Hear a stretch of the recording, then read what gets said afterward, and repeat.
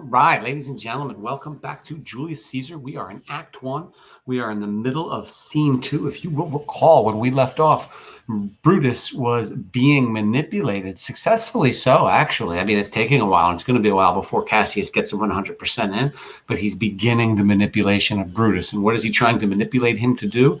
Kill Caesar. Now, can Cassius kill Caesar without Brutus? Of course he can.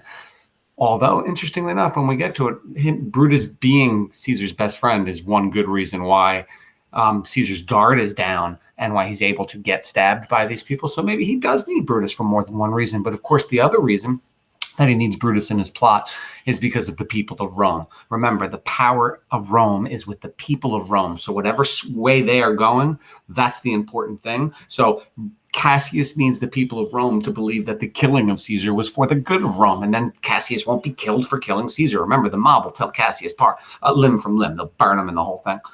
So he needs them to think that they did it for the good of Rome. How do you do that? Get Brutus involved, right? The people will say, hey, Brutus was involved. Must have been for the good of Rome. Brutus only does things for the good of Rome, and he never lies.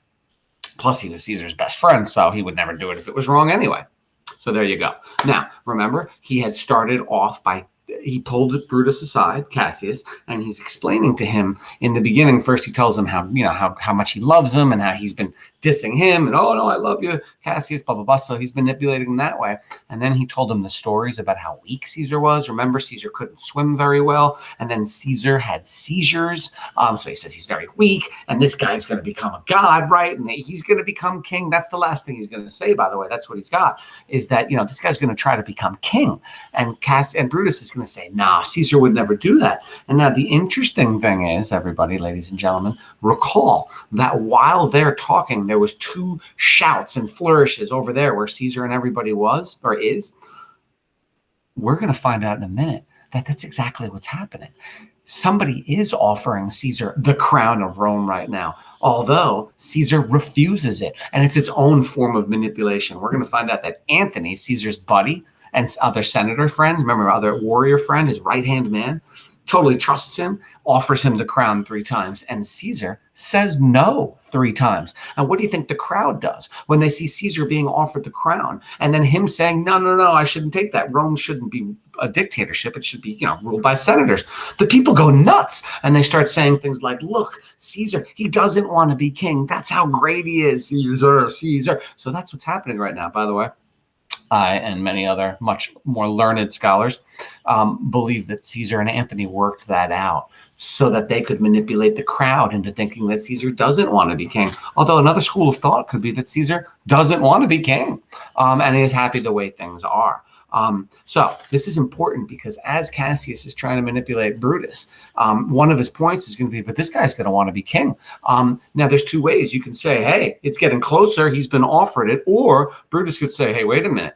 He said no. So things are interesting. But we know, ladies and gentlemen, that Brutus is going to join the plan. They're going to kill Caesar. So let's see how Cassius gets him. Let's see. All right, so we are on line 139 in Act 1, Scene 2. And Brutus says, another general shout. Because remember, we just heard the second shouting and hooting over there for Caesar. What they believe is Caesar. And they're right. I do believe that these applauses are for some new honors that are heaped on Caesar.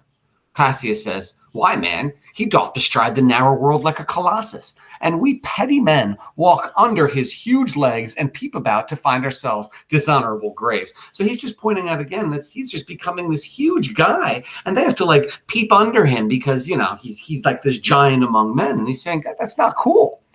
Men at some time are masters of their fates. The fault, dear Brutus, is not in our stars, but in ourselves, that we are underlings. Brutus and Caesar. What should be in that Caesar? Why should that name be sounded more than yours? Write them together. Yours is as fair a name. Sound them, it doth become the mouth as well. All right, so it's interesting. His argument now is you're just as good as Caesar. You're a man, he's a man. Now, if Mr. Kenny were in this argument in the middle, I'd say, excuse me, Cassius, let's not forget that Caesar has won tons of battles, right? Brought back tons of riches and wealth for Rome. Brutus has never done that. So actually, he's not equal. But Cassius isn't going to bring that up because he's trying to manipulate Brutus. Let's continue. Sound them, it doth become the mouth as well. Weigh them, it is as heavy. Conjure with them, Brutus will start a spirit as soon as Caesar. Now, in the name of all the gods at once, upon what meat doth this our Caesar feed, that he is grown so great? In other words, he eats the same food we do. He's no special man.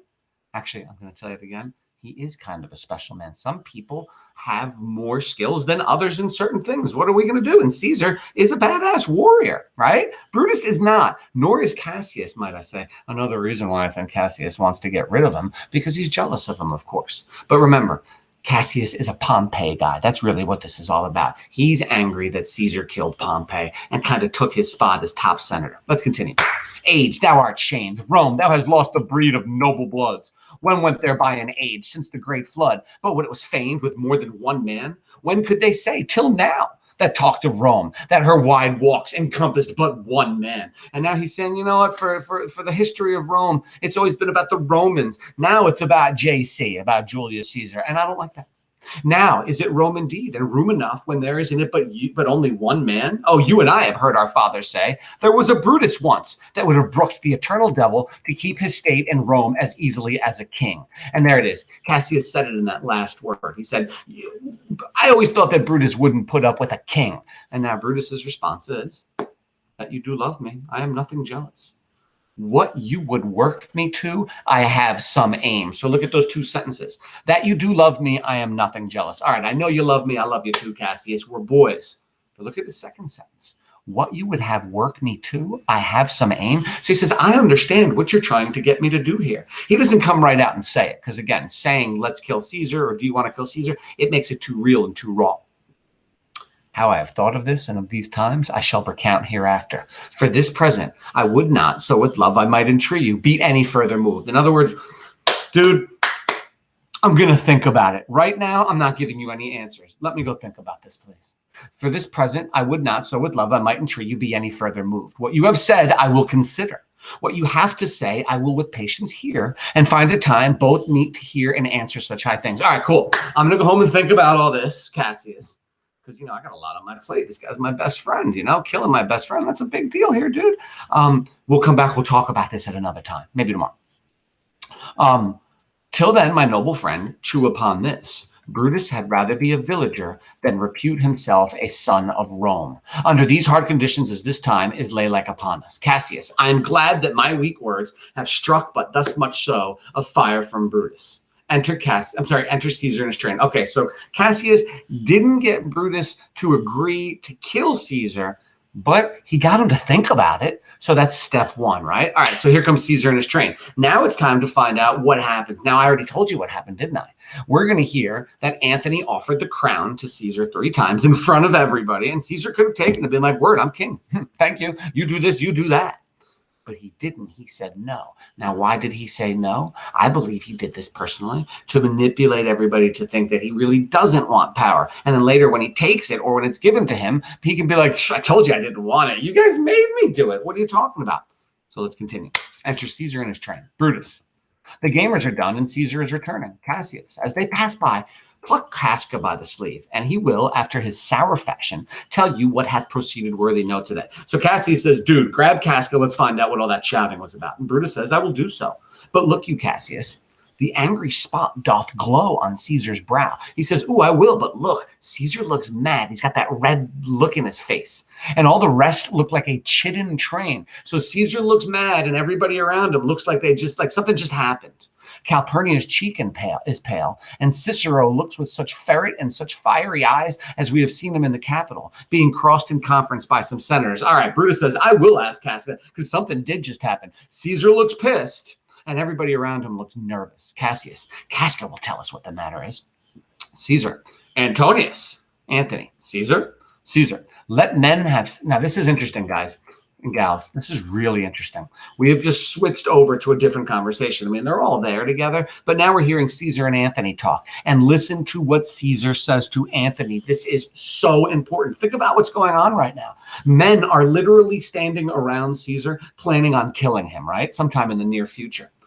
Also, and I mean, does he sense that? Maybe. But there's another reason why Caesar says this. He says, again, let me have men about me that are fat, sleek-headed men, and such as sleep o' nights. Yond Cassius has a lean and hungry look. He thinks too much. Such men are dangerous. So it is Cassius. The way Cassius is looking right now at Caesar, probably like, oh, I'm going to kill you.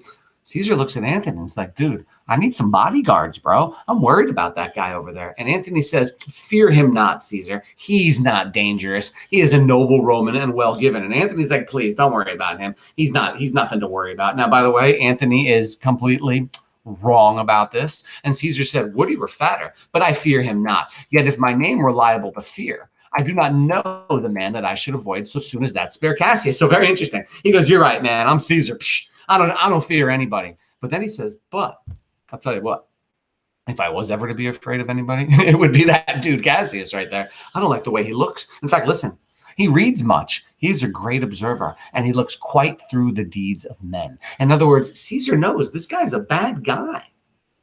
He loves no plays, as thou dost, Antony. He hears no music. He seldom smiles, and he smiles in such a sort as if he mocked himself and scorned his spirit that could be moved to smile at anything. He goes, the dude never smiles, but when he does smile, it's a creepy smile. Such men as he be never at heart's ease, whilst they behold greater than themselves. See, Caesar is so right, it's not even funny. Listen to this. Such men as he be never at heart's ease, whilst they behold a greater than themselves. In other words, he's the type of dude that doesn't like to see people that are higher than him, that gain more wealth, that gain more power. He's so right.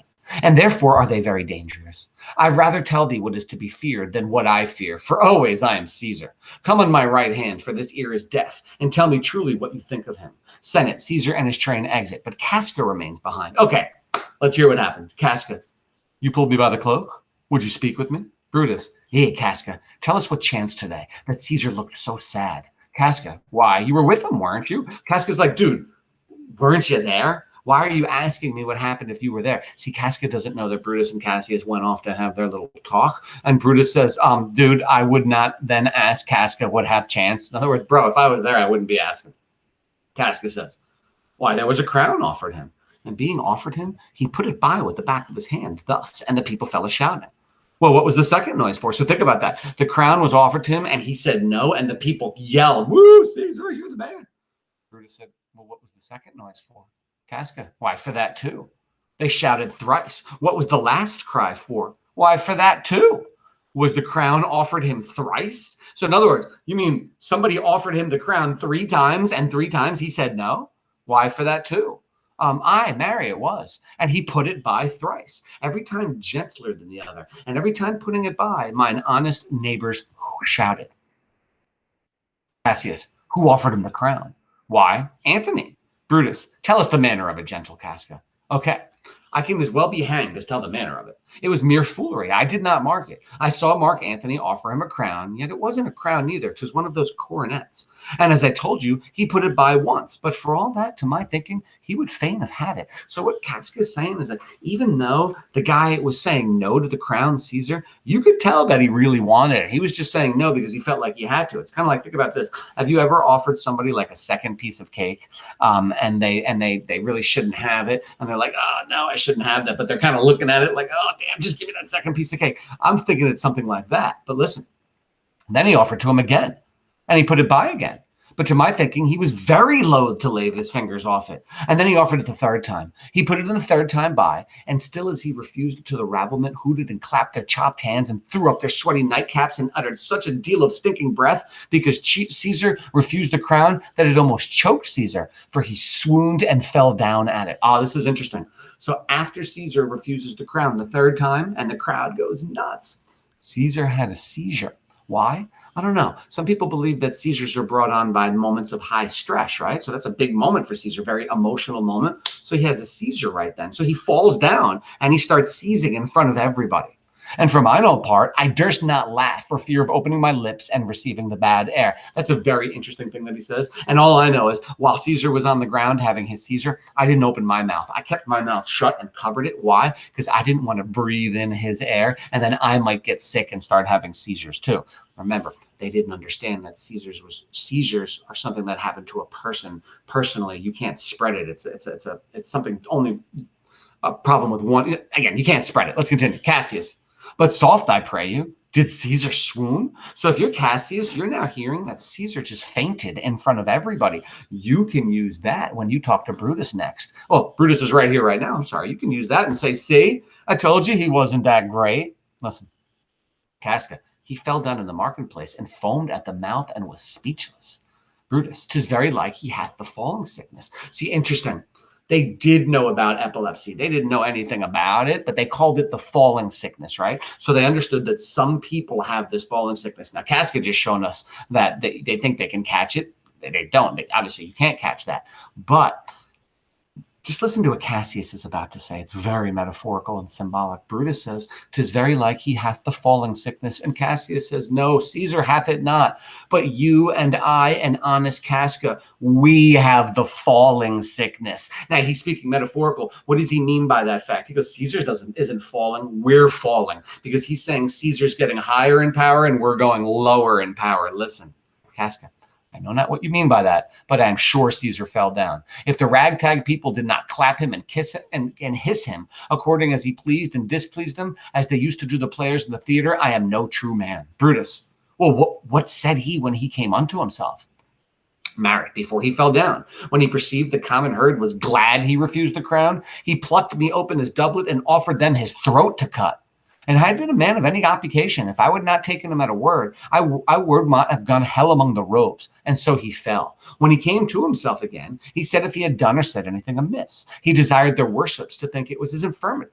3 or 4 wenches where I stood cried, "Alas, good soul," and forgave him with all their hearts. But there's no need to be taking of them. If Caesar had stabbed their mothers, they would have done no less. OMG. After Caesar swooned and whatnot, he woke up and said to the people, "I'm sorry if I said or did anything weird. I'm my bad." And 3 of the women said, these women came up, were like, "Don't worry, Caesar, you can do nothing wrong." And that's what Casca just said. He said, if Caesar had stabbed their mothers, they would have done no less. He's metaphorically saying that Caesar can do nothing wrong. These people love him no matter what he does. And if you're Cassius, this is really bad news, because if the people love Caesar that much and he goes and kills Caesar, well then crap, they're going to come and kill him. So he needs Brutus in this plot right now. Brutus says, and after that, did he come thus sad away?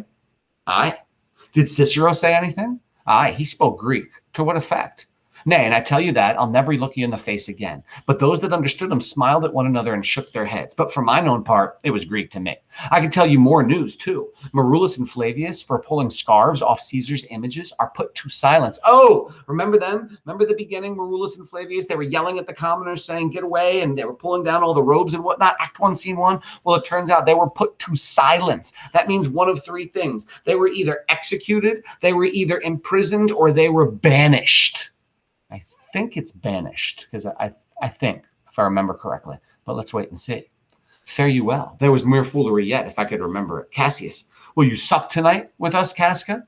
No, I am promised forth. Will you dine with me tomorrow? Aye, if I be alive, and if your mind hold, and your dinner worth the eating. Cassius, good, I will expect you. All right, so listen, we know that Cassius is the leader of this conspiracy to kill Caesar, and he's trying to get Brutus involved. He just said, Casca, will you dine with me tonight? And Casca's like, no. He's like, but I'll be with you tomorrow. That tells us Casca's one with Cassius. He's part of the plan. Let's continue. Casca, do so. Farewell both. He exits. Okay, we're almost done here, ladies and gentlemen. Let's go. Brutus, what a blunt fellow has this grown to be. He was quick mettle when he went to school. Cassius, so he is now in execution of any noble or bold enterprise. However he puts on this tardy form, this rudeness is a sauce to his good wit, which gives men's stomach to digest his words with better appetite. Long story short, Brutus just said, that guy Casca, that's a weird dude. And Cassius said, don't worry, he's my boy. We can trust him. And Brutus says, and so it is. For this time I will leave you. Tomorrow, if you please to speak with me, I will come here to you. Or if you will, come home to me, and I will wait for you. Okay, so this is interesting. Brutus said, all right, cool.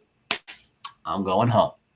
Tomorrow we'll talk. We'll figure out what it is that we're going to do, whether we're going to kill Caesar or not. Now, here's the deal. If Brutus comes back and tells Cassius, I don't want to kill Caesar, well, then Brutus is going to have to kill. Cassius is going to have to kill Brutus right there and then, because he's going to have to worry that Brutus is going to go tell Caesar, or he's going to not have to kill Caesar at all. I mean, either way, he's got to get Brutus in this plan. And you know what, guys and gals? He's going to get him. All right, so Brutus leaves. Cassius is alone right now on the stage. Nobody else is there. He is about to speak to us all. This is called the soliloquy. A soliloquy is when a character speaks directly to the audience, and what we're hearing are Cassius's true thoughts. I think we all know what Cassius is about to say, what he's thinking right now. He's thinking about, oh, I've got to get Brutus in my plan so I can kill Caesar. Everybody with me? Let's hear it. I will do so. Till then, think of the world. Excuse me. Brutus exits. Well, Brutus, thou art noble. Yet I see thy honorable metal may be wrought from that which it is disposed. Cassius is so evil, I love it. He just said, okay, Brutus, I see you're Mr. Honor. Well, I can use that against you. Therefore it is meet that noble minds keep ever with their likes. For who so firm that cannot be seduced? And then he just said, you know what? Anybody's mind can be changed. Caesar doth bear me hard, but he loves Brutus. If I were Brutus now and he were Cassius, he should not humor me. See, listen to that. He says, Caesar loves Brutus, but he hates me. He's not going to let me get close to him, but he'll let Brutus get close to him. So there's another reason why he needs Brutus to kill Caesar, so he can get up to him and start stabbing him. Listen, I will this night. Oh, here's his plan. Here's his evil plan, which is going to push Brutus into the plot. Listen. What is it that he's going to do? I will this night, in several hands in at his windows throw, as if they came from several citizens, writings, all tending to the great opinion that Rome holds of his name, wherein obscurely Caesar's ambition shall be glanced at, and after this let Caesar sheet him sure, for we shall shake him, or worse days endure. Okay, so he just said his evil plan. Ha ha ha. Tonight, I'm going to throw into Brutus's window a bunch of handwritten letters that I'm going to forge and get other people to write. And basically, these letters are going to be from several citizens, and they're going to say, Brutus, we love you, and we're afraid of Caesar. Please help us. You got to stop Caesar. And you know what? Brutus is going to be dumb enough to read these things and say, you know what? If the people don't like him, then maybe he's bad for Rome. Let's do what's for the good of Rome. What Brutus, really, it's so easy. What could he have done? Dude, pull over 4 or 5 or 6 Romans and be like, what do you think about Caesar? And they all would have been like, Caesar's the man. But yeah, he doesn't do that. And this is going to be the end of not only Caesar, but we'll see about Cassius and Brutus. Do they survive all this after they kill Caesar? That's the interesting question. Ladies and gentlemen, great job. We have just finished scene 2 of Act 1 of Julius Caesar. I will see you tomorrow. We will do scene 3 of Julius Caesar. I'm looking right now to see what's going to happen right now, and we will find out tomorrow. Ladies and gentlemen, have a lovely day. Thanks.